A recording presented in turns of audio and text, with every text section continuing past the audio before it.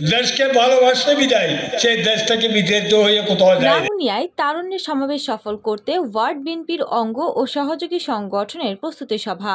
আগামী 10ই মে চট্টগ্রাম পলো গ্রাউন্ড ময়দানে তারুণ্যের রাজনৈতিক অধিকার প্রতিষ্ঠার মহাসমাবেশ সফল করার লক্ষ্যে পোমরা ইউনিয়ন 2 নং ওয়ার্ড বিএনপি অঙ্গ ও সহযোগী সংগঠনের আয়োজনে প্রস্তুতি সভা মঙ্গলবার 6 মে রাতে মহতিপাড়া মাহফিল মাঠ প্রাঙ্গণে অনুষ্ঠিত হয়েছে।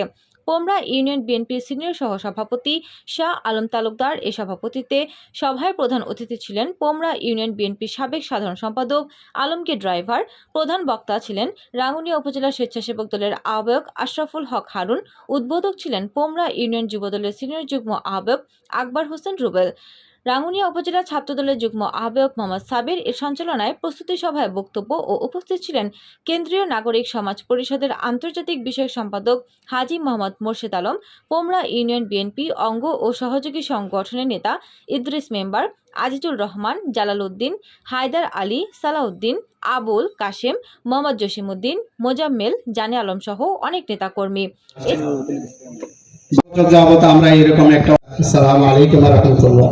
আজকে আমি গর্বের সাথে অংশগ্রহণ করেছি।